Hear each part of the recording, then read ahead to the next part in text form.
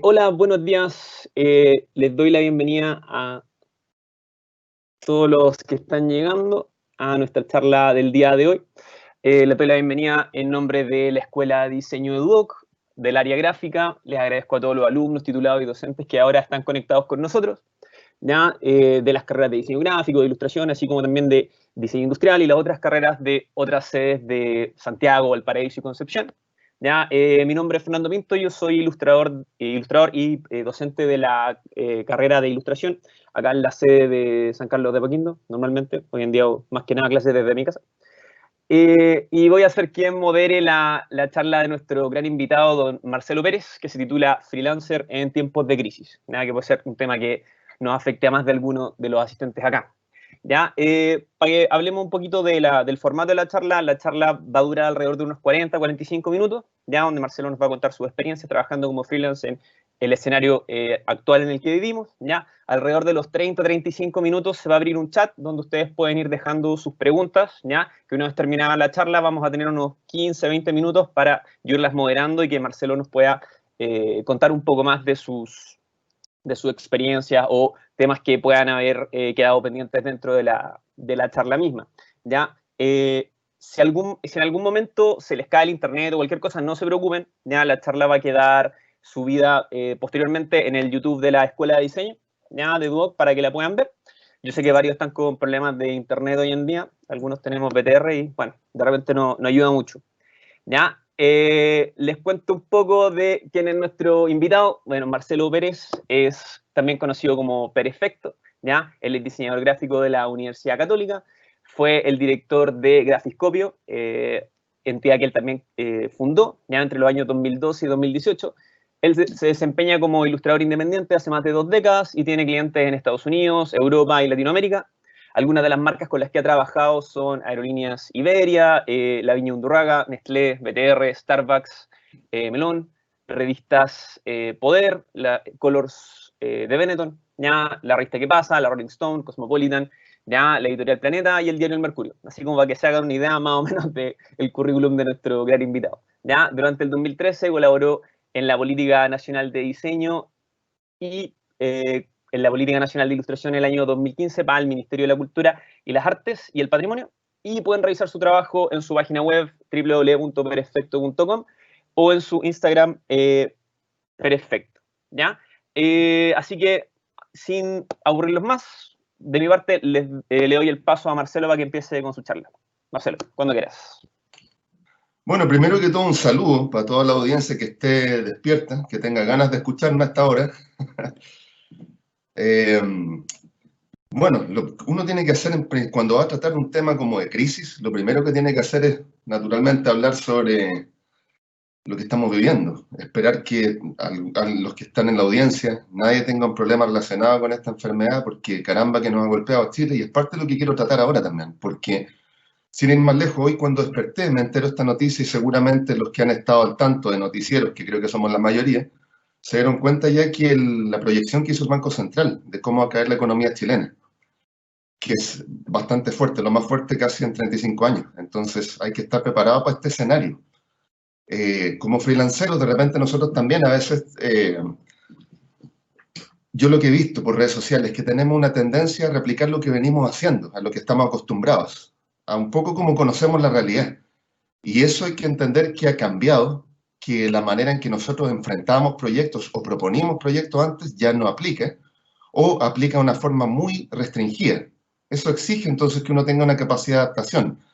Yo he visto bastantes, la verdad que sigo más bien analistas o podcasts internacionales que noticieros.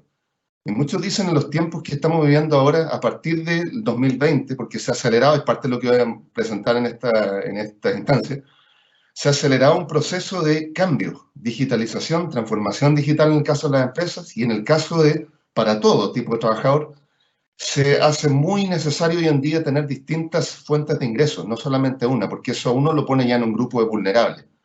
Así que sin más, quiero que empecemos a ver esta presentación.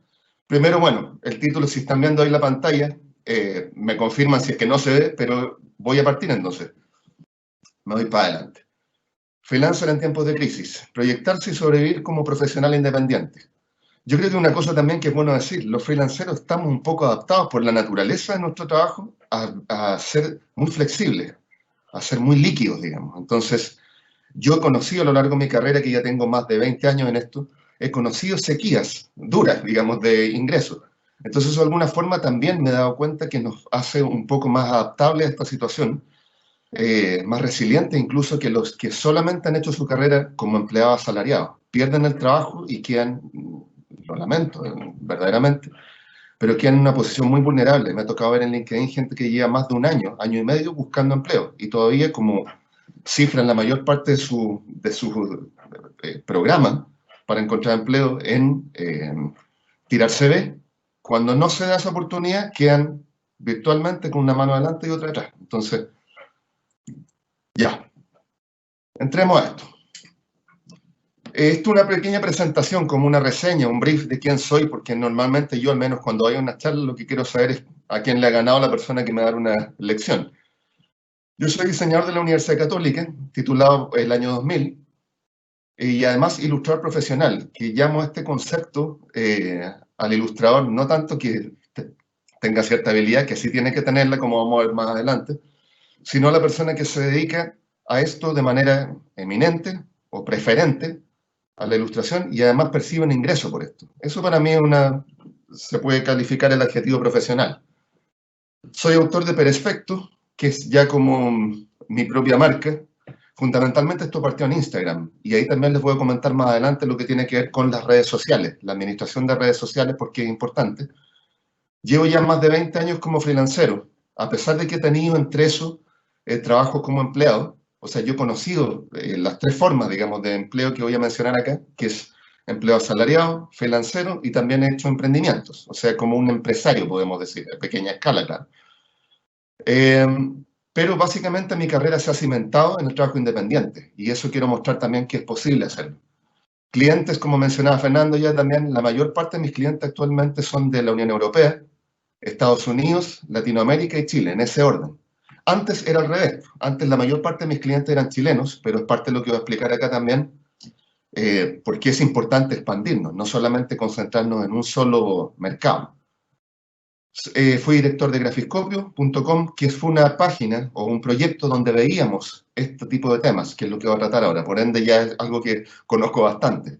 Eso lo conduje durante 6 años y básicamente me sirvió mucho para complementar lo que era el ejercicio profesional con lo que lo rodea. Eso es sumamente importante tenerlo en cuenta. Colaboré también en la Política Nacional de Diseño e Ilustración, que la condujeron en ese momento, estamos hablando del 2015, por ahí, el Ministerio de la Cultura y el Ministerio de Economía. Ilustración tenía más que ver con cultura y diseño con economía, por razones que tal vez escapan un poco, son una rama, digamos, de esta charla, que podría profundizar en otra ocasión. Pero básicamente son las dos disciplinas a que está dirigida esta presentación, diseño e ilustración. He sido profesor universitario también en el año 2011 en 2 universidades, la Diego Portales y Gabriela Mistral. En esa ocasión hice cursos de ilustración digital. Y he dado ya más de 50 charlas en universidades, institutos profesionales y eventos chilenos de región, en Santiago, y también internacionales. Y pongo al final este dato que es importante, no tanto por presumir, sino que fundamenta un poco lo que voy a hablar adelante, y que es posible, digamos, vivir como ilustrador, que en este momento yo estoy en el segmento del 5% de mejores ingresos de Chile, lo que es bastante decir en una situación tan delicada como estamos viendo a nivel mundial con la pandemia. Entonces, eso quiero transmitir, que se puede hacer y vivir de esto. Ya, esto es lo que siempre parto en general con charlas, esto es como una tradición mía, lo que he hecho así como en charlas de universidades, institutos, como les comentaba antes, y presenciales, es poner un poco el escenario en que estamos. Esta primera presentación es como un golpe de realidad, porque a algunos les resulta hasta un poco deprimente, pero es bueno conocer estos datos, porque cuando tú estás enchufado con la realidad, actúas de manera un poco más eficaz. Eso es súper importante tenerlo en claro. Así que lo titulo La situación. Primero que todo, la crisis, como voy leyéndolo, como ustedes pueden ver acá, desde arriba hacia abajo, y de izquierda a derecha. Se calcula que en este momento estamos con un desempleo cercano al 9%, esas son las cifras oficiales chilenas. Sin embargo, JP Morgan, que es esta consultora internacional, lo estima que podría estar Chile mucho más arriba. Para que se hagan una idea, antes del estallido social de octubre, ya se consideraba que un 7% de desempleo era muy alto, y ahora algunos dicen que podemos estar rozando incluso el 20%. Entonces, eso significa que el pool al que podemos aspirar en este momento para tener empleo, o sea, lo que significa mandar un CV y ser contratado por una empresa, eso ya se ha recortado bastante. Está muy dura la pista en ese sentido. También una información que tiró hace aproximadamente un mes, otra consultora, y salió esto publicado en La Tercera, decía que el 75% de empresas chilenas han congelado nuevas contrataciones, productos fundamentalmente de la pandemia, pero también, como sabemos, de un resabio de lo que pasó con el estallido social, que ya significó desempleo para muchos. También ha habido sobreoferta, por lo menos hace 20 años, en lo que yo vengo registrando por Grafiscopio. Esto es un dato que ha tenido mejorías en diseño y arte, pero se mantiene dentro. Un dato que publicaba antes, estaba disponible en la red y luego curiosamente desapareció, es que las carreras que tienen menos de 88% de empleabilidad se consideran sobre oferta. O sea, hay más profesionales que puestos de trabajo para absorberlo. Ese es el caso de diseño y arte. Han subido, como digo, al 70% por ahí, pero estamos dentro de ese margen. Todavía nos falta bastante para decir que hay puestos de trabajo.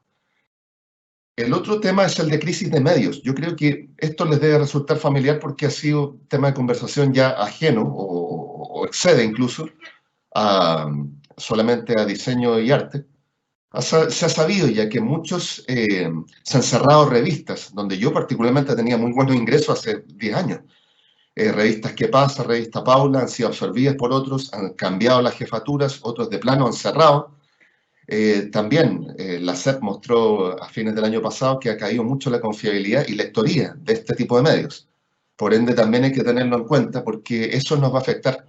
Antes, de hecho, cuando yo salí de la universidad el año 2001, 2002, uno se empleaba casi directamente, entraba o agencias de publicidad, productores audiovisuales, revistas.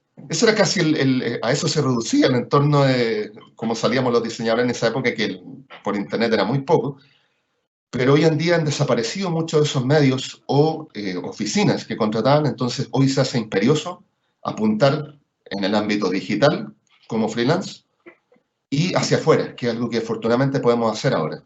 Expandir nuestra labor donde sea que trabajemos. Yo tengo colegas que trabajan en Arica, en Puerto Montt, y están apuntando hacia afuera ya, y es una cosa absolutamente normal. No tiene la limitación de tener que, como antes, había que venirse a Santiago para poder tener trabajo. La cesantía, esto salió en un estudio de la Universidad Católica, muy reciente, esto viene saliendo al horno. Artes y entretenimiento están entre las tres áreas de todos los sectores de economía de Chile que más han sido golpeados por la pandemia. Estamos en un 20% y el promedio está cerca del 11%. O sea, estamos se ha visto muy afectado este sector. También algo que no me canso de insistir, que es que el mercado chileno es muy pequeño. Eso de repente es bueno tenerlo en cuenta porque algunos lo olvidan, de que apuntan solamente a que los contraten o editoriales o agencias chilenas, y eso es muy estrecho. Tenemos una fuerza laboral de 8,8 millones de personas, los que trabajan en Chile. Para que se hagan una idea, solamente en Tokio circulan diariamente entre la población fija y flotante el equivalente a la población chilena, que son 17 millones de personas. Entonces, somos un mercado muy pequeño. Y el ingreso promedio de trabajadores es un dato que tiró la Fundación Sol ya hace más de varios meses, digamos, de que el 50% de trabajadores chilenos gana promedio 400.000 pesos mensuales, lo que es muy poco dinero. Entonces, eso es bueno tenerlo en cuenta, cuánto dinero también se maneja acá en Chile. Y que el 80% de la industria creativa está situada en la región metropolitana. Entonces, hay una alta concentración. Si tú quieres apuntar hacia productoras, agencias de publicidad, editoriales, la mayor parte está en Santiago, lo que ya limita mucho más las posibilidades, a menos que uno rompa ese círculo y, como digo, se proyecta hacia afuera. Esto es un pequeño repaso por mi portafolio, digamos, una muestra, para que vean también el trabajo que he hecho. Este es mi trabajo anterior a lo que estoy haciendo ahora, que es como mi cuenta perfecto. Bueno, esto es básicamente lo que yo hice durante casi 20 años, trabajar para agencias de publicidad, haciendo campañas, trabajando para editoriales también, haciendo trabajo que tendía a ser más bien realista. También me tocó trabajar para Estados Unidos, Suecia, Italia, en ese tiempo ya Unión Europea, y también para Latinoamérica en menor escala. Me tocó trabajar también para el grupo de revistas Poderes, que era una editorial norteamericana y que tenía sucursal en varios países. Y eso también fue un entrenamiento muy bueno en todo caso. Por eso yo siempre sugiero, cuando me preguntan, es bueno el trabajo por encargo, es un muy buen ejercicio para manejar tus tiempos, acostumbrarte a interpretar instrucciones y trabajar de manera, digamos, objetiva.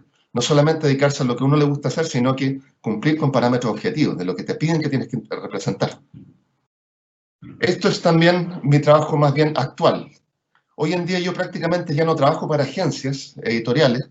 Sí estoy haciendo, por ejemplo, en este momento ya estoy en una negociación por ahí con una editorial internacional, pero básicamente lo que yo hago es trabajar directamente para mis seguidores en Instagram, que tengo ya más de 250.000 personas y la mayor parte, como les cuento, son extranjeros. Entonces, eso me ha permitido generar un ingreso muy continuo y muy bueno, por cierto, porque el pago en euros, en dólares, eso naturalmente tiene mucho más peso que el peso chileno en este momento. Pero eso es básicamente para que se den una idea en qué he trabajado, qué hago actualmente. Ya, esto entramos ya a ver un poco en lo que es el mundo de los freelancers, en qué consiste nosotros lo que hacemos y cómo nos movemos ya en un ámbito más bien práctico. Primero que todo hay que saber, como les digo, que ya lo que nosotros conocíamos, que eran estos, digamos, el mundo de las agencias, las editoriales y las oficinas físicas que estaban acá en Santiago, eso ya se ha visto bastante mermado y lo estamos viendo hoy en día con algo tan concreto como el hecho que estamos trabajando desde casa. Por ende, es sumamente importante hoy en día diversificar nuestra matriz de ingresos, no solamente depender si están trabajando solamente para una editorial, si están pensando apuntar solamente a alguna productora audiovisual o alguna agencia de publicidad, no puede su ingreso depender solamente de eso, porque ya se están haciendo muchos recortes de presupuestos o de personal. Entonces, esto salió, yo lo publiqué en Grafiscopio hace al menos 2 años, un dato que había entregado Forbes, esta publicación internacional, de que para el año 2027 se calculaba que el 50% de la fuerza laboral total de Estados Unidos iba a ser freelance. Como se podrán imaginar, esto ya se ha acelerado muchísimo con el hecho de la pandemia. Ya muchas empresas han tenido que entonces externalizar sus servicios porque ya no pueden mantener contratado al personal, por ende están recurriendo mucho a freelancers. El caso, por ejemplo, de mi hermano mayor es ingeniero electrónico y también él trabaja desde Chile para una empresa norteamericana. También yo esto lo vengo haciendo hace mucho tiempo, por ende algo que sé que funciona y lo recomiendo, es pasarse a freelance. Si uno tiene en este momento un empleo, también complementarlo con estos ingresos y una modalidad que voy a ver más adelante en la exposición. Es bueno tenerlo claro eso.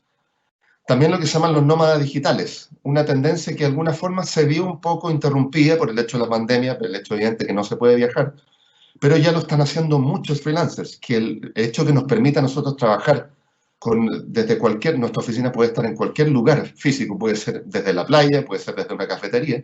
Eso hace que uno ya no está confinado a un territorio, como antes. El hecho mismo que podemos acceder a Wi-Fi desde cualquier cafetería del mundo, hace que podamos seamos muy flexibles en cuanto al lugar de trabajo. Entonces ya es muy común ver freelancers que están trabajando o viviendo en otro país y pasan una temporada ahí. Y desde ahí pueden trabajar para sus mismos clientes en el país de origen o para otros países, dependiendo de dónde estén. Entonces ya no estamos limitados a una ubicación física, geográfica, digamos. Eso es súper importante también, como digo, tenerlo en cuenta. También se han abierto nuevas industrias. Hace poco salió una publicación, al menos yo la vi en The Verge, pero ha salido también en otras fuentes, en que la industria del videojuego ha tenido un crecimiento, pero se disparó producto de la pandemia, porque la gente está aburrida, está en casa, y están buscando también entonces tener con qué distraerse, ¿verdad? Uno de las industrias que ha permitido eso ha sido el videojuego, que muchos están explorándola. Y eso, como saben ustedes, en el videojuego es una de las, en términos de derecho de autor, es una de las industrias que prácticamente reúne a todos, músicos, diseñadores, ilustradores, programadores. Entonces, eso es hoy en día un tremendo canal para ir explorando.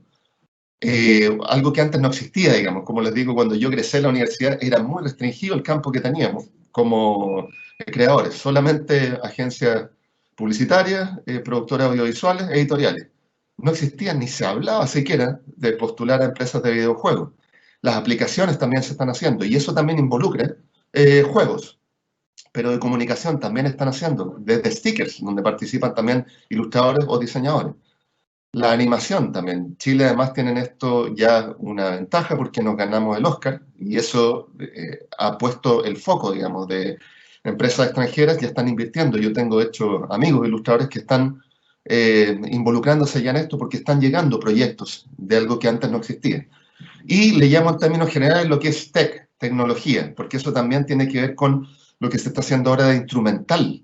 Lo hemos visto con el tema de la pandemia. Hay que enseñarle a las personas la interfaz, cómo se usa una aplicación, cómo se usa de repente a lo mejor un aparato, qué sé yo, tanto de, por ejemplo, una plaza de peaje o el instrumental médico. Entonces, eso se enseña, eso requiere diseño y requiere también ilustración. Entonces, hay que entender también, y por eso pongo al final aquí como en un plano más general, la diferencia entre el mundo digital y físico. Porque cuando yo estaba en Grafiscopio, me tocó estar relacionado también con la industria de la imprenta. Y casi todas sus cifras venían en bajada, mientras que lo digital hoy en día, si ustedes siguen o han visto fuentes, por ejemplo, como Coraflot en Estados Unidos, y bueno, ya tienen una infinidad de guías de salario, los empleos mejor pagados del área creativa están casi todos relacionados con el mundo digital. En cambio, los que son imprentas, como eran los viejos diseñadores gráficos de mi época, los que hacían el medio físico, digamos, de los impresos, son hoy en día, lamentablemente, los peor pagados. Estamos hablando de un país que mueve mucho más dinero como Estados Unidos. Entonces, se podrán imaginar que el golpe a Chile también es fuerte, sobre todo porque ahora se están externalizando muchas cosas. Me tocó verlo en una charla de una editora chilena que explicaba eso, de que sale mucho más económico para ellos y mucho más rápido también mandar a hacer muchos procesos que antes se hacían en Chile a China. Entonces hay que estar atentos a eso. Ya, esto es el punto donde ya aterrizamos lo que significa ser freelance, porque a veces las personas piensan que solamente por haber perdido el empleo o en una etapa intermedia, listo, solamente me pongo a trabajar y ya soy freelance, digamos. Y eso sí, yo reconozco que funciona y lo recomiendo cuando una persona está o con trabajo o en una etapa de desempleo, que empieza a explorar este mundo, pero también tiene unos ciertos requisitos y eso es bueno saberlo para evitar frustraciones a las personas que dicen, pero lo intenté o seguí tus consejos y no me ha resultado. Bueno, para ser freelance también, como cualquier otra área o cualquier otro rubro, se requiere un cierto pool básico, digamos, de skills, por decirlo de una manera. Primero que todo, un perfil psicológico. Los freelancers, esto se puede resumir y algo que todos tendrán una cierta noción, ¿no? Los freelancers prefieren trabajar solos. Somos en general personas que no funcionamos mucho en equipo, como ocurre en las empresas. En el ámbito corporativo, tú normalmente, tu trabajo es parte de un engranaje que involucra a muchas más personas. El freelance tiende a ser en esto más autónomo. Es una persona, como se dice en inglés, un one-man army, un ejército de una sola persona.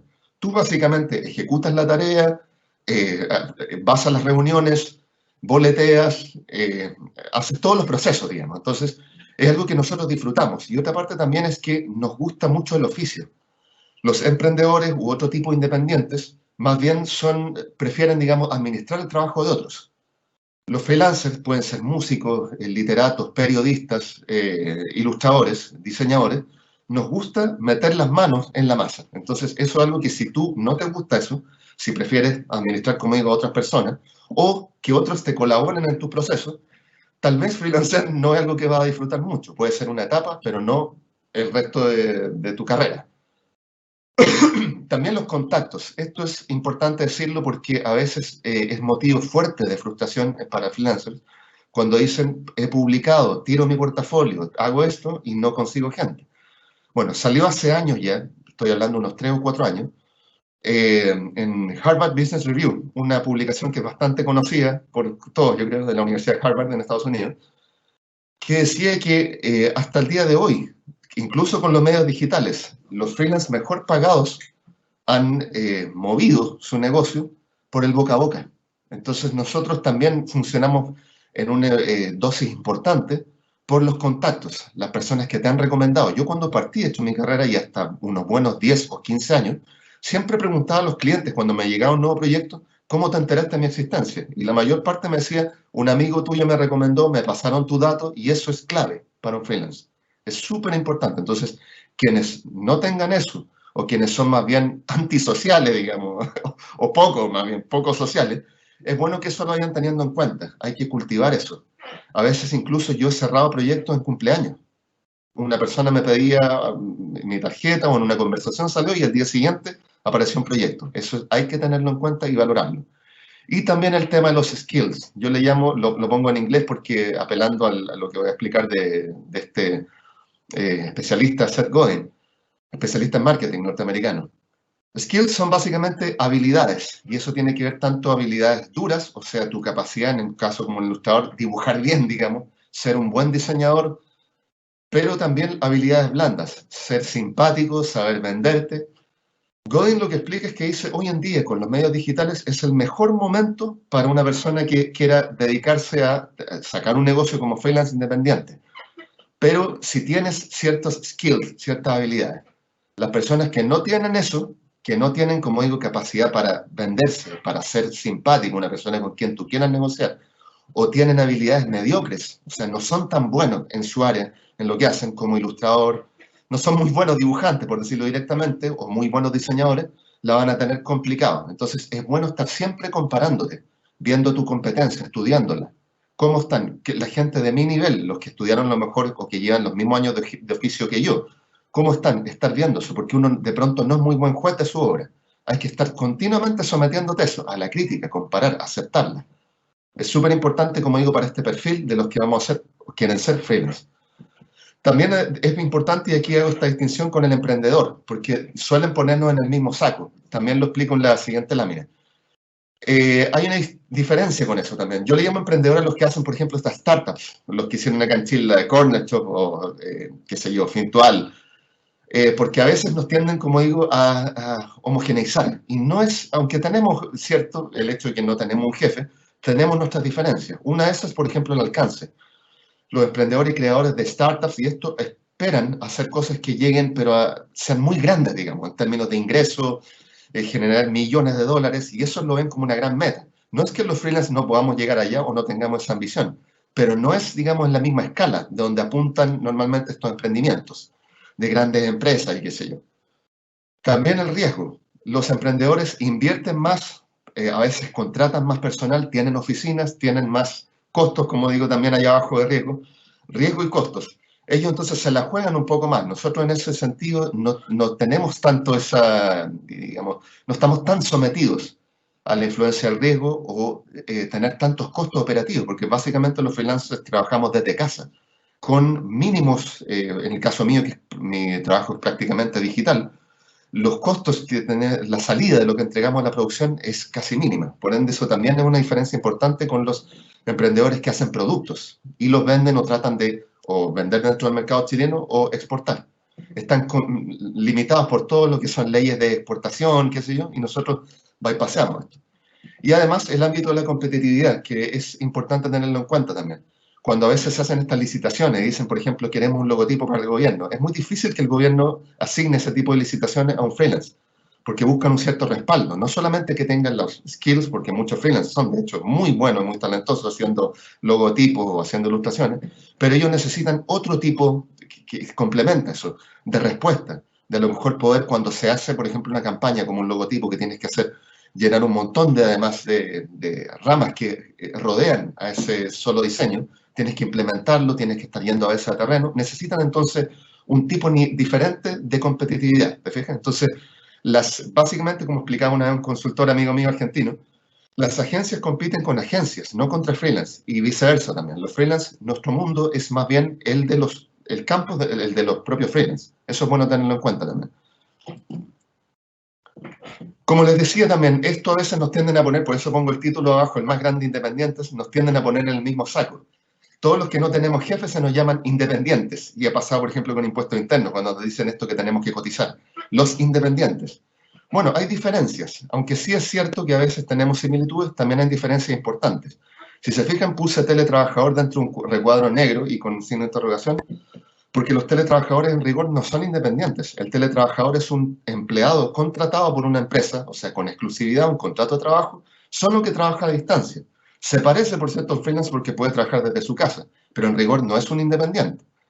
Y vámonos más arriba también. Los empresarios, ya les acabo de explicar también, el empresario es un independiente, pero ellos son, por ejemplo, desde el punto de vista tributario, tributan en primera categoría. Ellos están sujetos al IVA. trabajan también, como digo, normalmente contratando personal. Tienen costos fijos más elevados, a veces tienen oficinas. Eso ya es una diferencia, como digo, sustancial en que los freelancers normalmente trabajamos, somos mucho más flexibles en lugar de trabajo. Podemos trabajar desde un café, desde nuestra casa, que es la mayor parte donde lo hacemos, o desde la playa, donde sea. Y los freelancers, a su vez, también tienen sus conjuntos, que es bueno saberlo, porque también están, digamos, las definiciones no son tan rígidas. El solopreneur es básicamente un anglicismo que se refiere al freelance que trabaja por sí mismo, solo, por eso de ahí viene la palabra. Es mi caso, los que trabajamos exclusivamente con una rama para mis clientes que son provienen de mis redes sociales. En cambio, el side gigger es el que está trabajando, a veces puede ser en otro emprendimiento, en un proyecto que puede ser independiente como emprendedor, o bien trabajando en una oficina como empleado contratado, y complementa ingresos o sueldo haciendo lo que en Chile llamamos los pololitos, o sea, haciendo trabajos a honorarios por vía paralela. Entonces, eso es lo que básicamente side, de hecho, viene como el que tiene unos proyectos por el lado. ¿Te fijas? Eso también es bueno tenerlo en cuenta, esa diferencia. Aquí pasamos a algo que es concreto del ejercicio como freelance, que son las particularidades legales, porque a veces también ocurre, como les digo, de que se dan ciertas diferencias con las personas que están trabajando, empleados, y que a veces me ha tocado verlo, y lo voy a explicar aquí también, en cuanto a consejos que sean bien intencionados, pero que no aplican para los dos rubros. Es bueno tenerlo en cuenta. Primero que todo, los freelancers trabajamos de manera autónoma. Eso incluso se escribe como glosa, va en los contratos a honorarios cuando tú haces contratos para proyectos. Es súper importante indicarlo.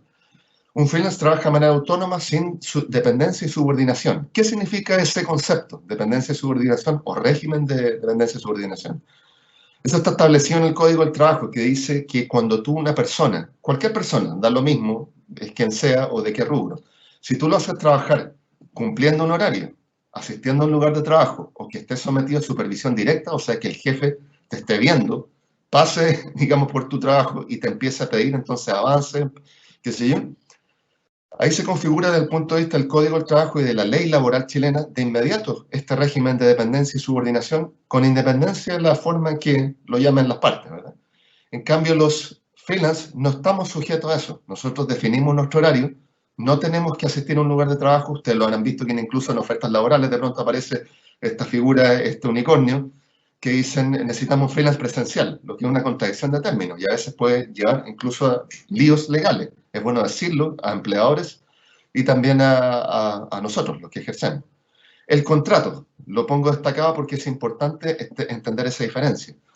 Cuando existe este régimen de dependencia y subordinación, tú de inmediato quedas sujeto para la ley a un contrato individual de trabajo, o contrato de trabajo, se le llama de manera más coloquial, pero para la ley laboral da lo mismo como llaman las partes a su relación laboral, ya existe un contrato de trabajo, existiendo esa figura.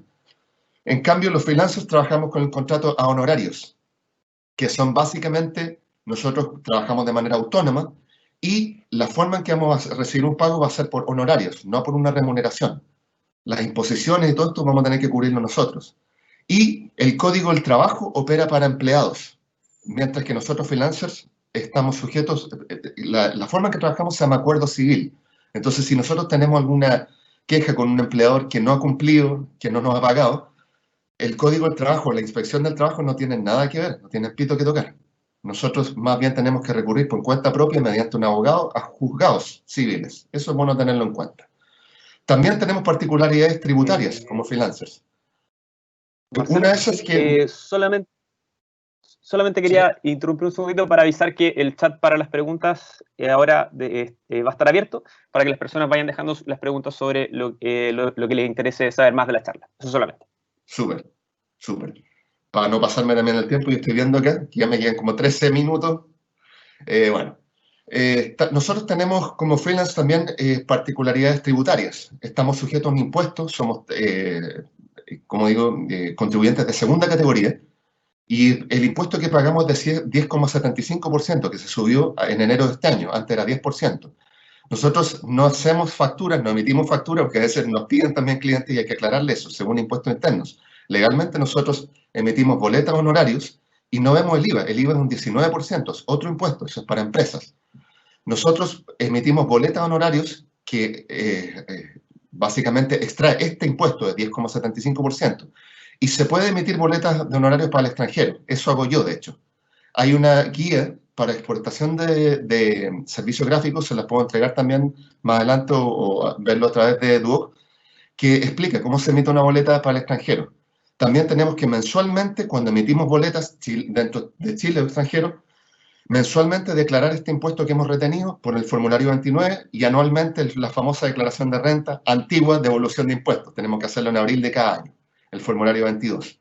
Y hoy en día estamos sujetos a las cotizaciones obligatorias. Eso nos impone impuestos internos que tenemos que hacernos cargo de lo que va a ser nuestras imposiciones para accidentes de trabajo o pensión, cuando ya somos viejitos. También la propiedad intelectual. Esto es importantísimo para nuestra labor. Léanse, por favor, la ley 17.336 de propiedad intelectual chilena. Clave. El que no la conoce, eso es como saber mover un auto, pero no saberte la ley de tránsito. Tenemos derecho de autor y lo que transamos nosotros es el derecho patrimonial.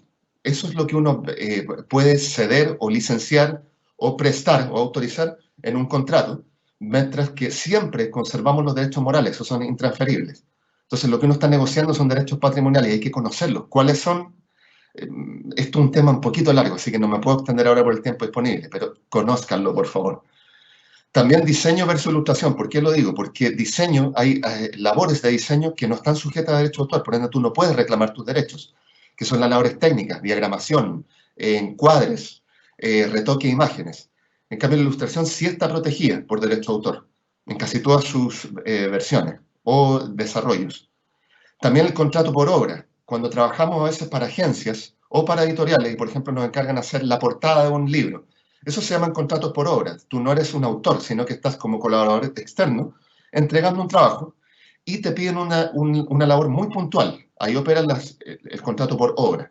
En cambio, el contrato editorial normalmente es cuando tú ya tienes, como pasa mucho con los ilustradores más bien que con los diseñadores, es cuando tú entras en calidad de autor, hacer tu propio libro o contribuir en un mismo libro con, por ejemplo, un guionista.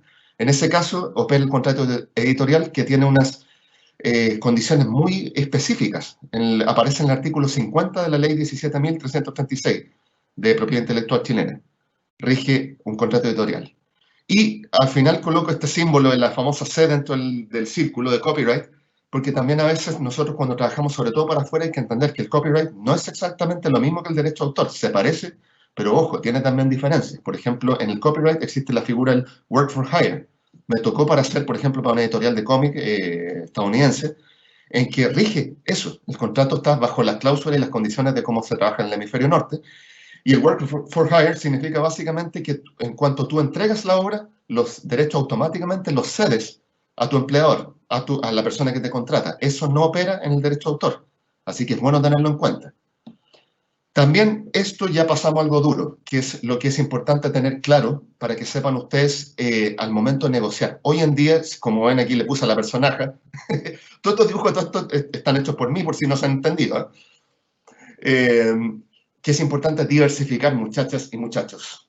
Hoy en día no están las condiciones y ahora que se vaticina, ya se proyecta, no solo en Chile, sino a nivel mundial, que podríamos llegar a una recesión, algo bastante serio en términos de economía. Es súper importante también que tú tengas varias fuentes de ingresos. La mejor metáfora para esto es como se dicen los animales, por ejemplo, como el guepardo, que están tan especializados en cazar gacelas. Si se extingue la gacela, se extingue al día siguiente el guepardo. Uno no puede ser así, más bien tenemos que ser como los ratones, que comen de todo y sobreviven. Entonces, en este caso también, tu fuente de ingresos no puede ser solamente un empleador, ni puede ser solamente un tipo de proyecto, por ejemplo, los que trabajan para editoriales exclusivamente, o para productor audiovisual. Ojalá esto tienes que expandir tus ramas o tentáculos lo mayor posible. La red de contactos, como les expliqué ya al comienzo, es bueno expandirla. Contactos no son solamente un proyecto, es una conversación con personas. Es de pronto, a veces, como les decía antes, en un cumpleaños, en una fiesta, puede salir un proyecto. Hay que ser abiertos, hay que ser sociable. Es muy contraproducente ser huraño o ser poco sociable para un freelance. Comunidades y redes sociales, eso también es importante y yo, en mi caso, ha sido el cimiento de mi negocio. ¿Por qué funciona? Porque yo tenía, antes de empezar a ofrecer el servicio, había cultivado ya unos 80.000 seguidores, no solamente chilenos, sino fundamentalmente extranjeros. 3/4 partes de mis seguidores son, como les digo, y mis ingresos son del exterior. Entonces, eso requiere un poco de tiempo, hay que cultivarlo, hay que estar siempre, como dicen ahora, ustedes saben este concepto, no me puedo extender mucho, pero el engagement, o sea, la interacción con tus redes sociales, tienes que continuamente estar publicando, generando movimiento en tus redes sociales, para que eso vaya atrayendo gente, sea visto. Otra fuente de ingresos, los marketplaces internacionales, que son estos como Workana, freelancer.com, TopTal, donde hay proyectos, se ofrecen para freelancers. LinkedIn, no lo desprecian también. Yo todos los días estoy viendo que aparecen para diseñadores e ilustradores. Las fanpages también, siempre recomiendo estas, Incesante y la Empleos para Diseñadores en Chile. Publican periódicamente empleos. Cursos online, hoy en día esto se ha disparado en todo tipo de áreas, los cursos online. Está mucha gente confinada a la casa, así que es una tremenda oportunidad también para generar ingresos. Los webinars, como el que estoy haciendo yo también, y que también es pagado, eso también ustedes pueden ofrecerlo. Si hay un área que sea de su especialidad y saben enseñarla, aprovechenla. Las agencias también, los que me han preguntado, recurrir a agencias de contratación o los que te ofrecen trabajo, por ejemplo, los que ya tienen cierto talento. Ellos buscan en general personas con cierto talento y que saben que tú sabes ya que tienes movimiento, eso también postular a agencias internacionales para ilustradores o diseñadores también, que son menos, pero también existen, y que ojalá ellos no se lleven más del 30%. Proyectos también ofrecer ahora, como se está viendo con este tema de la pandemia, para el gobierno, salud, proyectos de diseño, proyectos para la vivienda. Esos están siendo muy valorados también. Y concursos, en menor escala también pueden servir eso. Déjame ver cómo estamos ya, por mi tiempo. ¿Cómo conseguir financiamiento? Porque una cosa es esto que es básicamente donde te están ofreciendo proyectos, ¿verdad? Pero también tenemos maneras para conseguir financiamiento, o sea, tú activar algo para hoy en día mover algo por cuenta propia, un emprendimiento. Antes se decía mucho esto y era como una típica excusa también, estoy diciendo hace unos 10, 15 años. Te decían, no, es que yo no quiero ser emprendedor porque me falta un capital. Hoy en día eso ya es una excusa que no opera mucho. Hoy en día hay muchos recursos para conseguir fondos de financiamiento. Por ejemplo, tiene los fondos de cultura, o también se conocen como los Fondart, ¿verdad? Que son públicos. Se postula esto. Pero yo no me gusta, y de hecho soy crítico en las personas que hacen solamente descansar su postulación a los fondos públicos, porque tienes que pasar por un jurado que a veces está también sesgado. Hay un montón de críticas, podemos hablar de eso más largo. Pero por lo mismo, no poner todos tus huevos en la canasta de los fondos de cultura. También existen por redes sociales las campañas, los que activan los propios creadores cuando dicen necesito amigos para poder sacar un libro que ustedes quieran ver, que tanto me lo han pedido, necesito que me apoyen con esto. Y ahí es clave el crowdfunding, por eso lo pongo destacado. Hoy en día tenemos este medio para, por ejemplo, activar emprendimientos. Si conocen a Paloma Valdivia, por ejemplo, una ex compañera de la Escuela de Diseño, ella también reunió cerca de 7 millones para hacer una aplicación con un cuento a través de crowdfunding. Y también lo vi en una ilustradora chilena, Connie, ya me voy a acordar, si no me piden después el nombre de ella, pero también por Kickstarter levantó también en tiempo récord millones de pesos para poder financiar proyectos. También esto, ya aquí ya estamos terminando, el modelo de ingresos. Esto también es bueno saberlo, porque a veces nosotros nos concentramos como freelance mucho en el activo, que significa tú estar haciendo. Ganas dinero cuando produces, ¿verdad? Por ejemplo, las comisiones, ¿qué es lo que hago yo? Fundamentalmente en este momento, hacer retratos a pedido, eso es básicamente cómo funciona mi negocio hoy en día. También los proyectos. Primero las comisiones son las empresas que te piden, por ejemplo, para hacerle a algún amigo tuyo, qué sé yo. Los proyectos más bien me refiero a empresas cuando te piden, necesitamos hacer la gráfica para tal, qué sé yo, lanzamiento, o tal empresa, o tal logotipo, qué sé yo. Esos son ingresos activos que tú tienes que hacer. Los concursos también, tienes que participar y enviar material. Y las clases presenciales, lo pongo entre paréntesis porque estamos todos, ¿verdad?, con la pandemia detenidos en esto. Pero cuando tú tenías que ir básicamente a hacer clases y preparar la clase, todo esto son ingresos activos. Tienes que tú moverte para hacerlo. Complementar idealmente con los ingresos pasivos. Significa que tú lo haces muchas veces una sola vez y el resto es solamente echarte a descansar y entra un ingreso. Esa es la gran ventaja de los cursos online. O también el dropshipping, que se refiere a esto cuando tú hoy en día muchas empresas extranjeras te ofrecen que tú, por ejemplo, les mandas solamente un PDF o un archivo en alta resolución y ellos te imprimen en carcasas de teléfono, cortinas de baño, cojines, camisetas. muchas empresas ofrecen eso. Hoy en día eso está un poco detenido por el motivo palmario, ¿cierto?, de la pandemia, pero se dice que va a entrar fuerte cuando ya se empieza a relajar esto de el control sobre los viajes. Ya aquí estamos en lo último, cerrando. Y estoy dentro de mis tiempos. Recibir pagos desde el extranjero, una pregunta que me hacen mucho. ¿Cómo hago yo si ya, ok, te he seguido, me interesa lo que tú explicas, pero quiero entonces empezar a proyectarme hacia afuera y no sé cómo recibir esto, porque antes para Chile yo solo emitía una boleta honoraria. Hoy en día hay muchos mecanismos o pasarelas de pago para que tú puedas recibir dinero. Primero que todo, la más común es el wire transfer, que es básicamente el anglicismo para la transferencia interbancaria. Es básicamente cuando un cliente que está en Europa o en Estados Unidos te manda dinero y te dice, te lo puedo enviar de banco a banco. Yo antes hacía eso, cuando recibía mis dinero y todavía no tenía cuenta PayPal, pero es súper engorrosa y además está sujeto al tipo de cambio y a las formas, digamos, en que recortan, sacan su tajada a los bancos. Por ende, la evito hoy en día. Antes yo, de hecho, era tan anacrónico esto que había que ir directamente al banco para hablar con el ejecutivo y pedirle todo el cambio. Bueno, una cosa muy poco práctica desde mi punto de vista. Segunda, PayPal, es la que yo uso, es la de norma, es la más común de las plataformas a nivel mundial, sumamente práctica. Yo tengo un link que lo puedo dejar también con Duoc, donde escribí directamente esto, cómo recibir dinero desde el extranjero mediante PayPal. Explico todo en detalle. Gumroad también es muy buena. ¿Por qué? Porque PayPal a veces requiere que tu cliente tenga cuenta en PayPal. Y si no tiene, muchas veces, para afuera es muy común. La gente en Europa, sobre todo, está muy familiarizada. Pero quien no tenga y quiera pagar por tarjeta de crédito, puede hacerlo por Gumroad. Match también lo explico en mi artículo sobre PayPal. Es una tarjeta de crédito digital chilena.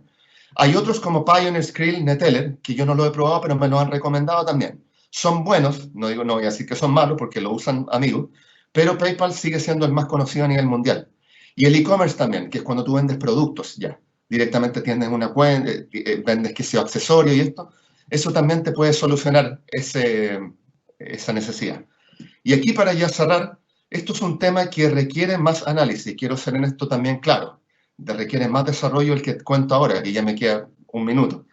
Pero lo voy a también explicar. Yo voy a abrir muy pronto un canal de YouTube donde voy a hablar un poco de lo que es el tema presupuestal, porque muchos se preguntan esto. Y quiero ser claro al menos en estos puntos. Hay que tener claro que el precio no es lo mismo que el costo. Muchos dicen voy a cobrar por hora hombre. Yo nunca he cobrado por hora hombre. Hay que tener claro que aquí lo que está en juego es más bien el valor de lo que uno hace. Y eso, como les digo, da para una explicación más larga. Los tarifarios sí sirven. Yo antes también los desacredité, pero en Estados Unidos son súper comunes. Y ahora yo también me doy cuenta que tenemos que hacer, complementar esto. Me quedan unos segunditos, pero voy a tomar un par de segundos más, o sea, un par de minutos más y cierro. Pero eso también es bueno tenerlo, ir motivando que se haga entre diseñadores e ilustradores. También saber que el precio es una negociación, un acuerdo entre partes. No importa que también tú calcules, como se hacía antes estas calculadoras, agrégale tal cosa, si el cliente no te paga eso, da lo mismo lo que tú le ofrezcas por bien calculado que esté. También es importante en esto,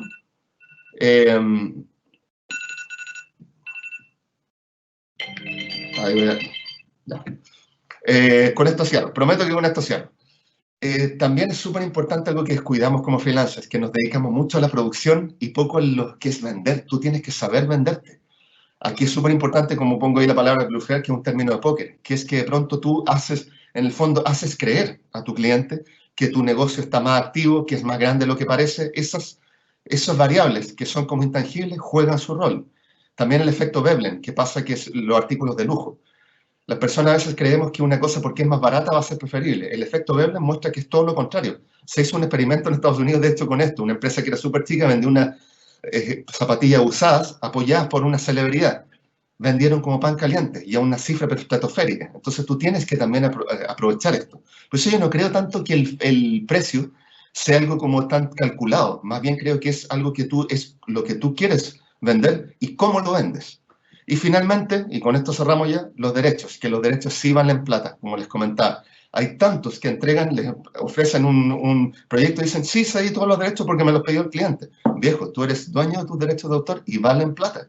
Hay personas que han construido un imperio a base de derechos de autor. Por ejemplo, J.K. Rowling, la que hizo Harry Potter. Ella controla todos sus derechos. Lo que tú quieras hacer, películas, libros, merchandising, todo tiene que pasar por aprobación de ella y por eso ha hecho su fortuna. Así que eso, Espero no haberme extendido ni haber mareado mucho y con eso terminamos y espero de corazón que esto les sirva y quedo a disposición de ustedes para quienes me quieran hacer preguntas más adelante porque yo sigo haciendo lives a través de mi cuenta de Instagram que es @perefecto o también voy a abrir muy pronto un canal YouTube donde vamos a tratar estos temas. Muchas gracias, Marcelo. Bueno, vamos a partir con algunas de las preguntas que nos han ido llegando. Lamentablemente en poco del tiempo no va a poder contestarlas todas, así que, como bien dijo Marcelo, las que no alcancemos a contestar, Marcelo acaba de dar su dirección de Instagram para que lo contacten directamente, si es que no alcanzamos a llegar a la pregunta que tiraron ustedes, porque nos han tirado varias, hay varias buenas y algunas cosas que se podrían detallar más de la charla. Voy con la primera, que es una pregunta de Anita, que dice que ella entiende que tú consigues el trabajo por contactos, pero ¿cómo puedo lograr encontrar un trabajo en el extranjero si no tengo contacto o conocido en el medio? ¿Cómo lo manejarías tú eso? Perfecto. Yo creo que las dos formas principales son una rápida y la otra más lenta. La rápida es a través de los, como les expliqué en una lámina, los marketplaces internacionales de servicios freelance. Métanse, exploren eso. Hay varios artículos que hacen compilaciones. Todo esto sale casi todos los años. Los 10 mejores, reunión de las 10 mejores plataformas de marketplaces internacionales. Están en inglés. Inglés hay que aprender. El que no sepa, se limitan mucho sus posibilidades. Pero es bueno tener en cuenta eso. Ahí ofrecen proyectos, están ahí. Mi hermano, de hecho, que es ingeniero, él partió trabajando en estos marketplaces por proyectos puntuales que pagaban poquito en relación a lo que gana hoy, pero eso lo llevó a un cliente. Esa es la vía rápida, y la vía que es un poco más lenta, pero que también, caramba, que sirve. Digo lenta no significa que esto tenga que tomar años, puede ser meses, pero que hay que cultivarla es la de las redes sociales. Yo empecé también, cuando hice mi cuenta de Instagram, me fijé por una meta propia, publicar con frecuencia, ser súper sistemático. Yo publico dibujos nuevos tantas veces como puedo, lunes, miércoles y viernes. Básicamente en base a eso la gente empezó a conocer, se empezó a difundir mi nombre y hoy en día en base a eso vivo. Es mi principal fuente de ingresos y como les comentaba, ya estoy en un 5% de mejores ingresos de Chile. Así que eso te haría como respuesta. Genial, genial. Y si, por ejemplo, estamos trabajando al extranjero y tenemos que, ¿cómo se llama? El tema de emitir boleta y todo eso, ¿cómo lo manejáis tú? Creo que tocaste un poco en la charla, pero si lo pudierais profundizar un poquito más, tomando la pregunta de Rafael Olea. Ok, mira, hay una guía que se llama Guía de Exportación de Servicios Gráficos, que la sacó la Cámara de Comercio de Santiago con el Ministerio de la Cultura. Eso lo pueden encontrar googleando fácilmente, Guía para el Exportador de Servicios. Ahí explican todo y hay una página específicamente donde habla cómo se emite una boleta de honorarios para el extranjero. ¿Qué pasa? Que impuestos internos tiene por la ley tributaria chilena, dice, no importa dónde tú generes un ingreso, no importa dónde venga, así te lo entreguen un Omni, tú tienes que declarar esos ingresos, tienes que tributarlos. Entonces, para esto, cuando tú, en mi caso, cuando hago trabajo para clientes extranjeros, lo que yo hago en un mes y recibo por PayPal, lo convierto, ¿cierto?, a pesos chilenos, recibo, por cierto, mi dinero, y yo como freelance tengo que emitir una boleta por cada uno de esos clientes que entró en ese mes. Eso hay que tenerlo muy en cuenta, chicas y chicos, porque si no, las personas que se saltan esto y que dicen, me ha tocado haberlo hecho, no voy a decir nombre, pero pasaba mucho antes, con colegas que decían, no, yo no tributo esto, recibo plata de afuera. Eso básicamente está incurriendo en evasión tributaria, lo que es un delito directamente. Entonces, cada vez que tú recibes ingresos, por ejemplo, durante un mes, emites eso, impuestos internos no están en esto, digamos, no está vigilando cada movimiento que tú haces, pero yo tengo esta regla en que digo, lo que hago durante un mes de ingresos que entran por PayPal, emito boleta a cada uno de esos clientes. Por cierto, a los clientes no les mando copia de la boleta como te da esa posibilidad, ¿cierto?, en la página de impuestos internos, porque a ellos no les sirve nada. Simplemente hago como test check a esa opción de enviarle boleta al cliente y solamente queda para mis registros. Entonces, cuando llega finalmente fin de mes, ¿verdad? Lo que yo he emitido como boletas lo declaro mediante el formulario 29. Eso tengo yo artículos que los voy a enseñar también, porque antes estaban en Graficopio, ya no existe Graficopio, pero para los que quieran también tributar hacia afuera. Así que lo voy a subir, lo voy a volver a subir. Ya, genial. Ahora, vamos con una pregunta de Luis Isamit, y que él tiene una pregunta un poquito más técnica, y básicamente, ¿qué aplicación ocupáis tú actualmente para dibujar? ¿Recomendáis algún tipo de insumo, cachai, digital, análogo? ¿Cómo lo manejáis tú eso? Correcto. Yo trabajo con Photoshop. Estoy muy acostumbrado ya. De hecho, me han comentado, por ejemplo, que debería probar otras que son también como open source o de repente otras variables, pero en este momento, cuando uno ya tiene como su técnica, es la manera en que te funciona. Me han preguntado muchísimo, yo te diría que cuando he hecho live o incluso en publicaciones, la pregunta más frecuente que recibo en Instagram es ¿cómo haces tus dibujos? ¿Cómo haces esa técnica que se ve como gastada? Y claro, todo eso es una serie de filtros, tratamientos de pinceles que yo he adaptado un poco a mi estilo. Ahora lo que quiero hacer es un curso online directamente para enseñar esto. Porque no solo, la idea es no crear clones, porque también a veces las personas quieren, o uno, que es un vicio que cometen muchos profesores, que tratar de enseñarle a tu alumno exactamente lo que tú haces. Y yo creo que más bien uno tiene que enseñar principios, no técnicas. Yo tengo una manera de hacer los dibujos, una plataforma en que estoy acostumbrado, y eso la idea es que uno entienda que los principios con que yo he formado eso se pueden llevar a otras aplicaciones. Hay gente que dibuja con iPad, y eso también a lo mejor no se puede hacer exactamente lo de Photoshop, pero sí puedes conseguir algo semejante. Entonces, sepan en todo caso que, me parece esto súper importante decirlo, como yo ya estoy con un negocio, a mí no me sirve una cosa que era súper común cuando yo partí en esto, que eran los programas piratas, que te lo pasaba un amigo. Cuando tú ya empiezas a trabajar y vender y estás haciendo un uso comercial de un software, es súper importante que eso esté licenciado, que tengas la licencia para esto. Entonces, es algo que yo ya en este momento estoy pagando, la licencia de software. Eso te diría. Ya, genial. Aquí tenemos casos más específicos. Bueno, antes de eso. Me faltó decir algo, no sé Dime. si puedo interrumpir, Dime. que es Sí, importante sí, también.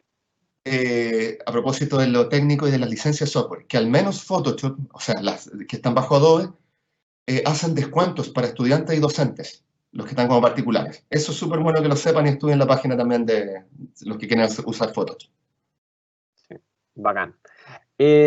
Ahí Génesis Vicencio nos pregunta, si tú necesitáis generar el formulario 22 y 29, pregunta si necesitáis un contador o se puede generar de manera propia.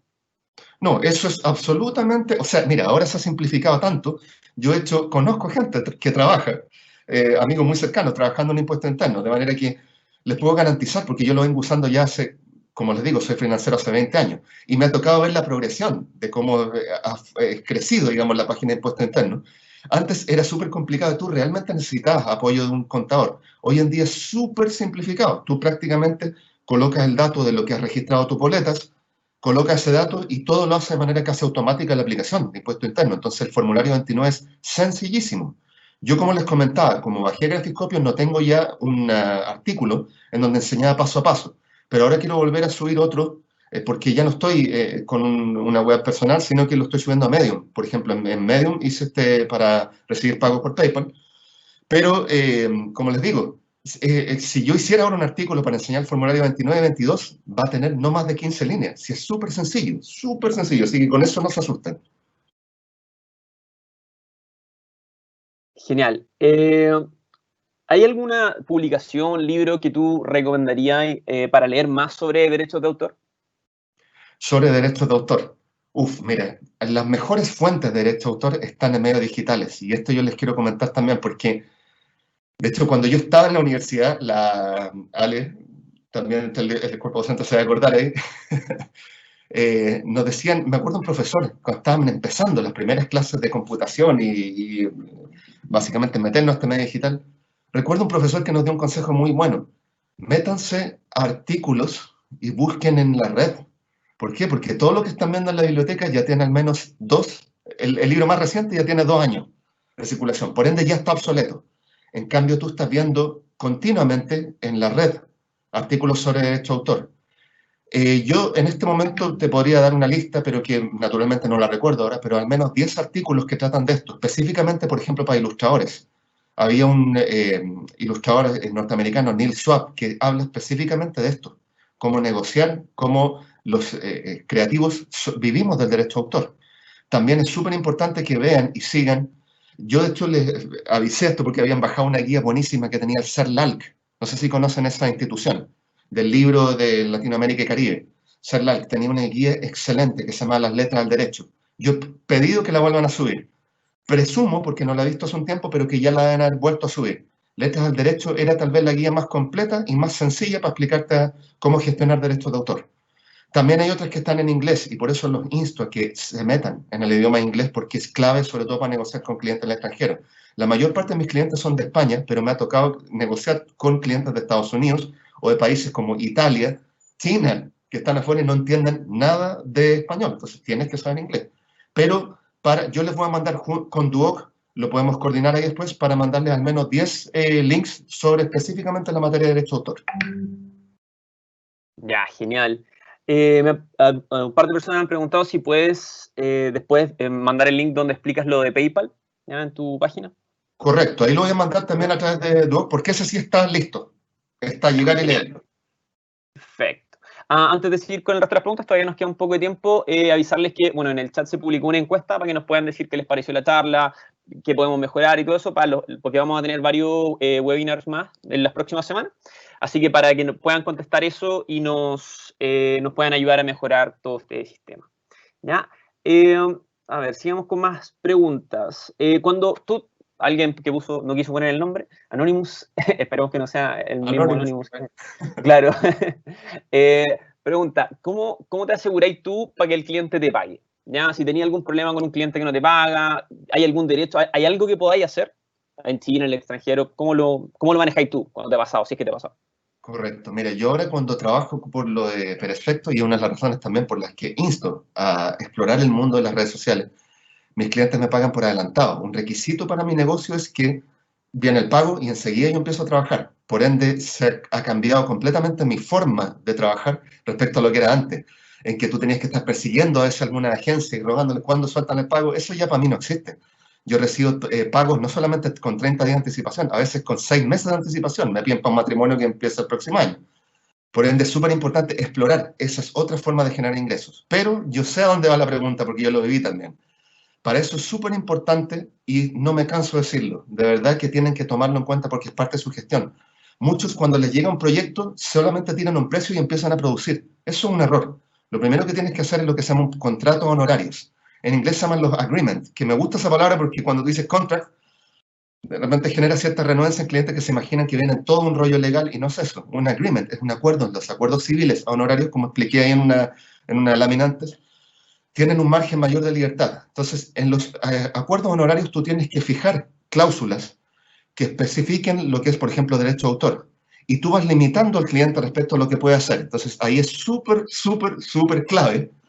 Lo que yo siempre fijaba es que tú recibas un anticipo. Tú no empiezas a trabajar sin tener algo de dinero. Esto hay poca costumbre, como les digo, entre creativos. Ellos empiezan a trabajar. Yo también lo hice cuando estaba empezando, cuando recién era novato.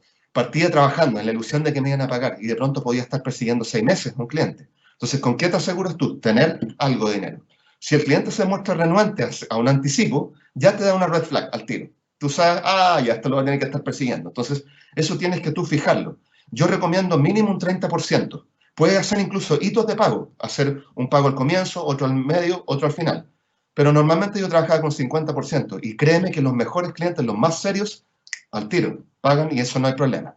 También otra cosa que es importante decir, y ahí hay cláusulas que las puedo explicar, como digo, con más detalle, y quiero hacerlo en artículos, volver a subir algunos que eran muy buenos, que tenía Grafiscopio, es, por ejemplo, había una cláusula de Estados Unidos, que la había en contrato de Estados Unidos, que me gustaba mucho, en que tú decías, el cliente no puede disponer de los derechos de autor sino hasta que termine de pagar el proyecto. Eso es súper importante. En el fondo, la persona, si no ha pagado, si se está corriendo, cualquier uso que haga, aunque no te informe, está incurriendo en un delito. Por ende, cuando sea sorprendido, que hoy en día todo se sabe mediante las redes sociales, de inmediato ya empezó una demanda, ¿te fijas? Ya empezó a cometer un delito. Así que eso es claro. Eso te puedo decir por ahora. Buena. Ahora vamos con una pregunta más específica de Felipe Campos, que mira, él dice que le pasó que trabajó en una viña creando etiquetas y esas etiquetas eran propuestas. Y por lo que él entiende, no puede ponerlas en su portafolio hasta que sean vendidas. ¿Cómo funcionan ese tipo de cosas? Como las propuestas que tú trabajáis para clientes, ¿cómo se manejaría eso? Exacto. Bueno, ahí como les decía, también es importante los contratos. Los contratos del rayado de cancha antes de trabajar. Normalmente los contratos que yo he hecho con editoriales, con agencias o también trabajé para viñas, existe una cláusula de confidencialidad y ahí tú básicamente está expresado qué es lo que tú puedes o no puedes hacer. Yo tengo un principio por ética profesional que no todos comparten o no todos lo hacen, Pero básicamente a mí me ha dado muy buen resultado, que es cuando yo estoy haciendo un trabajo, en tanto eso no aparece, no lo ha publicado el cliente, yo no publico nada. No puedo disponer de eso.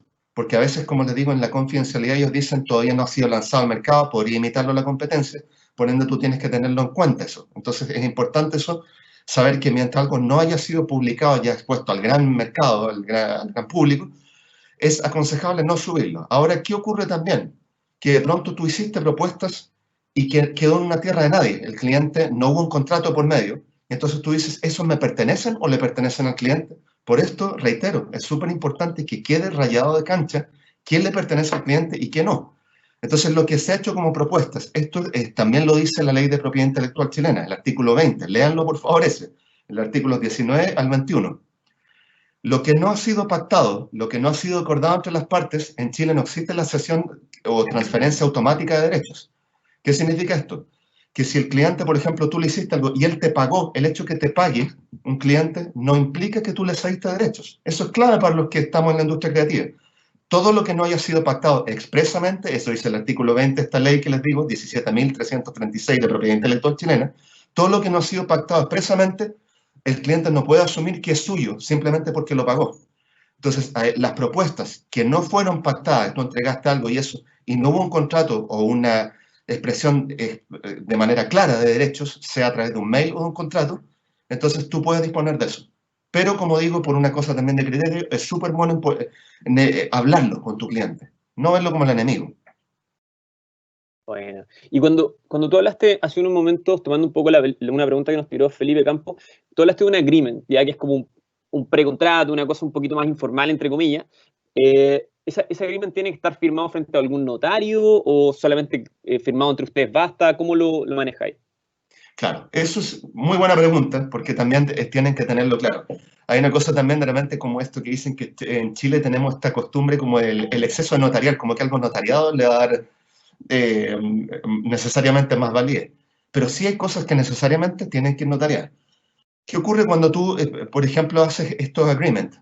En una lámina anterior, recuerdan en mis charlas, es lo que en el mundo de los freelance se rige dentro de lo que se llaman los acuerdos civiles, donde predomina un principio legal que se llama autonomía de la voluntad. ¿Qué significa? En buen chileno, las partes definen las reglas del juego, en tanto estén, por cierto, dentro de los márgenes de la ley. No se puede hacer una cosa también que sea una explotación, que sea. Pero básicamente tú acuerdas con tu cliente cómo se puede trabajar con esto. Entonces, normalmente cuando tú haces un agreement en esto, no es necesario que tú esto lo pases por un notario, pero cuando sí es importante, porque, por ejemplo, en el ámbito del derecho de autor, esto tienen que tenerlo claro. No hay dos opiniones respecto a esto. Las licencias es una autorización, un arriendo de derechos, donde tú le permites ciertos usos a tu cliente. Yo lo uso mucho esto cuando trabajaba para las editoriales, por ejemplo, era muy común, una licencia de uso. La ley dice que las licencias no requieren mayor formalidad, se pueden hacer incluso a través de un mail. Las reglas, ¿estamos de acuerdo? Ok, te responde el cliente, ¿estamos de acuerdo? Queda el registro, por cierto, pero los mails no se pueden alterar, eso está penalizado también por la ley. Entonces, eso es un agreement en la forma más, digamos, sencilla, con menos formalidad. Y en la licencia, el creador retiene los derechos de autor. Cuando el cliente te pide ceder derechos parciales o totales, cambia al tiro la figura. Y eso hay que tenerlo claro. Un cliente no basta con que te diga, hey, quiero que me des todos los derechos, te pagué, listo, ya tengo todos los derechos. Eso no basta. En la ley que ya les comenté, la Ley de Propiedad Intelectual chilena, el artículo 73, dice específicamente que las sesiones se tienen que notariar, el contrato tiene que ser notariado, ya sea parcial o total.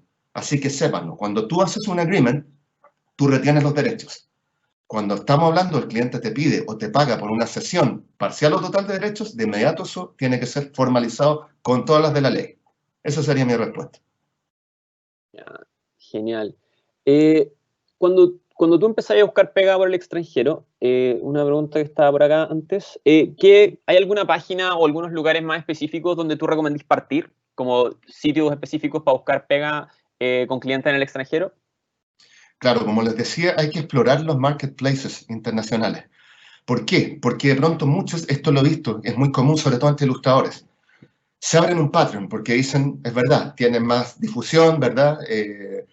La posibilidad de realmente llegar a otros mercados, pero abren un Patreon y de pronto dicen, oye, tengo solamente una persona que me financie y es un amigo. Patreon y a veces las plataformas de crowdfunding funcionan en base a que tú tengas una audiencia. Por eso primero hay que construir a tu audiencia fiel a través de estos conceptos, como les decía, de interacción, el engagement. Es muy bueno partir haciéndote, por ejemplo, una cuenta en Instagram, en que muestres tu trabajo, eso que esté expuesto. Yo incluso ahora estoy ofreciendo un servicio que aprovecho a hacerle publicidad, ya que estamos, en que a personas que están partiendo, me han llegado de España, de Chile, de Colombia, de México, que están partiendo y necesitan visibilidad porque no tienen todavía seguidores, por una cantidad mínima le estoy ofreciendo, te publico en mis stories, de manera que con eso ya te está viendo gente. Bueno, crearse una cuenta, eso es bueno si estás partiendo, y paralelamente, o sea, no uno u otro, sino al mismo tiempo, de manera simultánea, también exploren estos marketplaces internacionales, como los que les mencionaba, freelancer.com, TopTal. Tengo otros también que los menciono en el artículo donde enseño cómo recibir pagos de PayPal.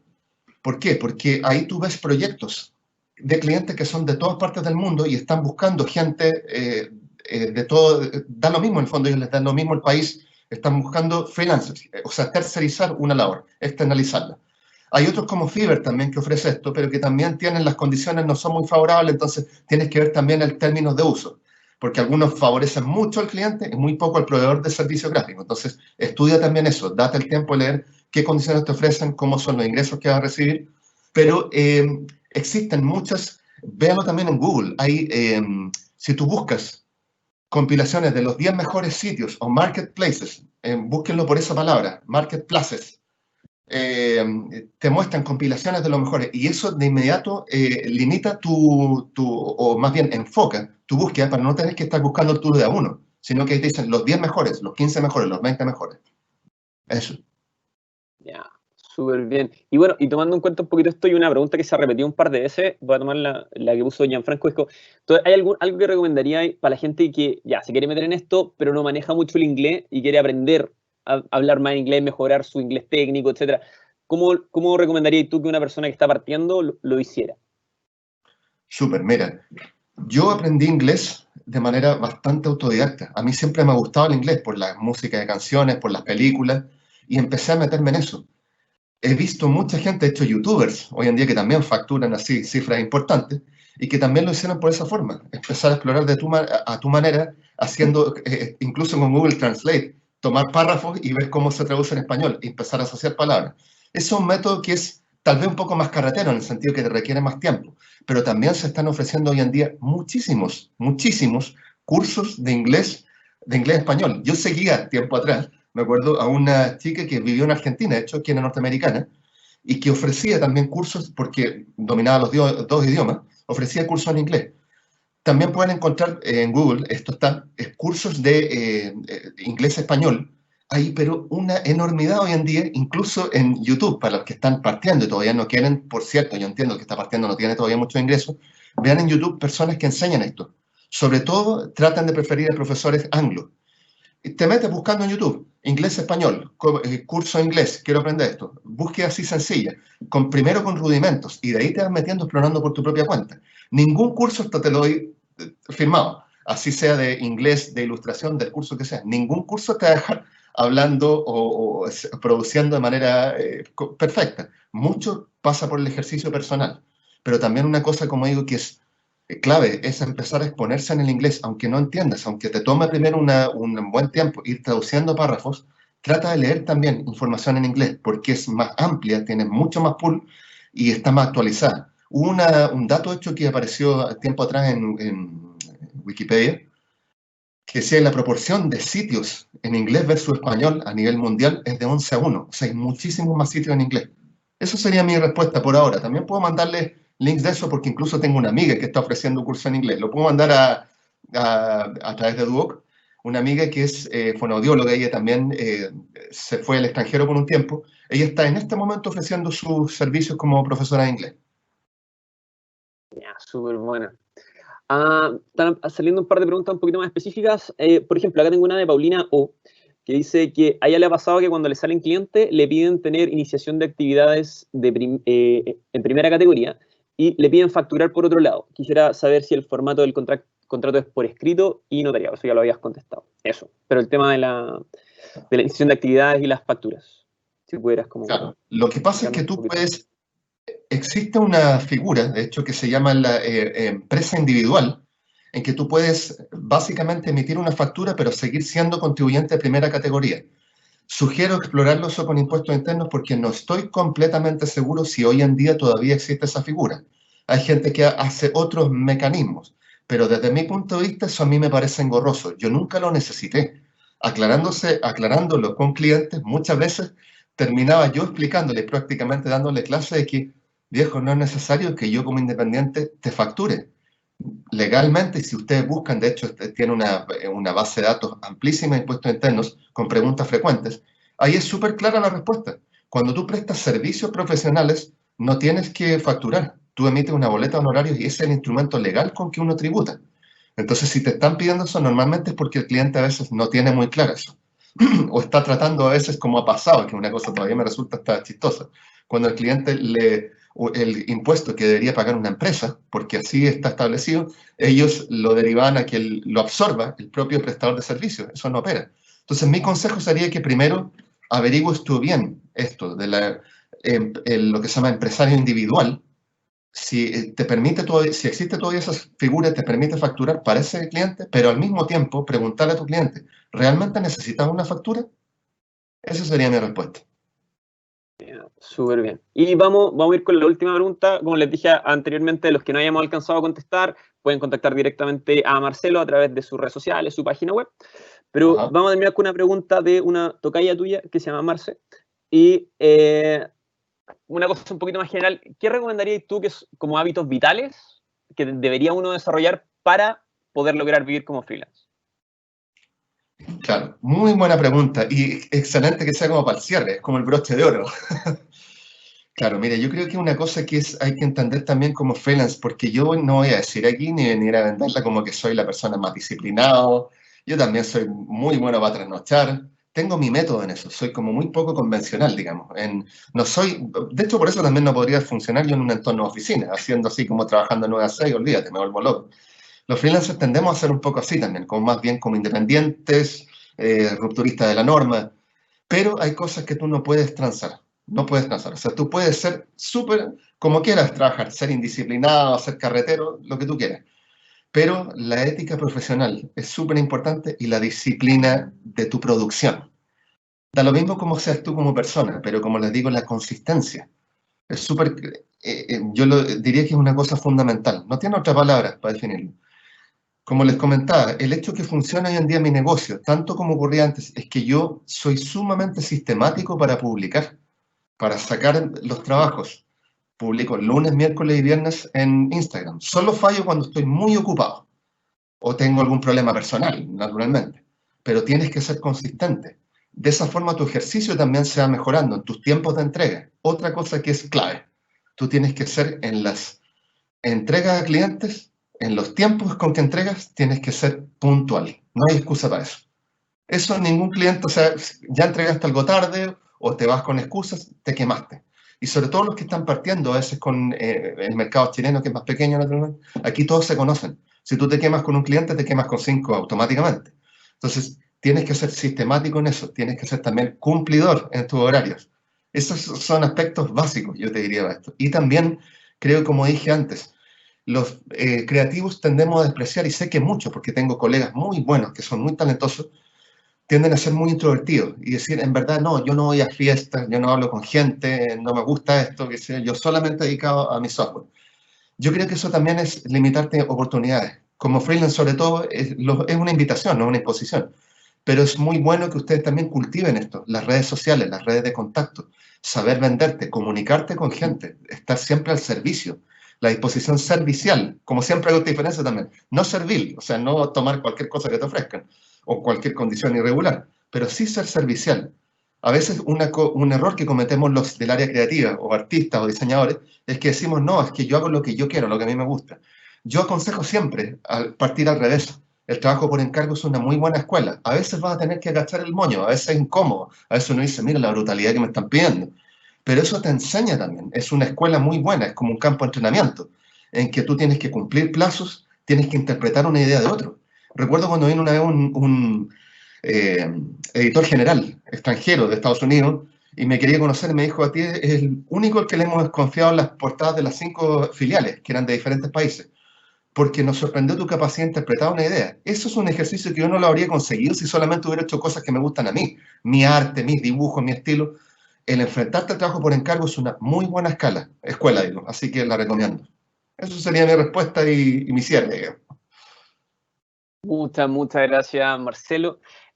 Bueno, como les dije al principio, si alguien llegó más tarde o cualquier cosa, la charla de Marcelo quedó grabada y va a estar en el canal de YouTube de la Escuela de Diseño. Nada, para que la puedan revisar después o si hay alguna cosa que quieran ver de nuevo. A Marcelo lo pueden contactar directamente a través de sus redes sociales. Por Instagram es Peresfecto o www.peresfecto.com. Muchas gracias, Marcelo, por la charla, por la buena onda. Y gracias a todos los que han asistido. Ya, les damos las gracias por conectarse y por la cantidad de preguntas que nos tiraron. Nos quedaron caleta en el tintero, así que muchas gracias por el interés. Antes de mandarlos para la casa, aunque están todos en sus casas, les quiero recordar que tenemos en la próxima semana una clínica de ilustración de Álvaro Alvarejo Artiaga, el lunes y el 25 de junio, a la que se pueden inscribir a través del mismo link al que se inscribieron para esta charla. Y eso sería solamente. Nuevamente, gracias, Marcelo, por todo lo que nos ha dado hoy día. Dale, muchas gracias y a los que estuvieron presentes y la paciencia también. Eso. Y recuerden, porfa, contestar la encuesta que quedó en el chat de para que nos puedan ayudar a mejorar estos webinars en el futuro. Eso. Muchas gracias.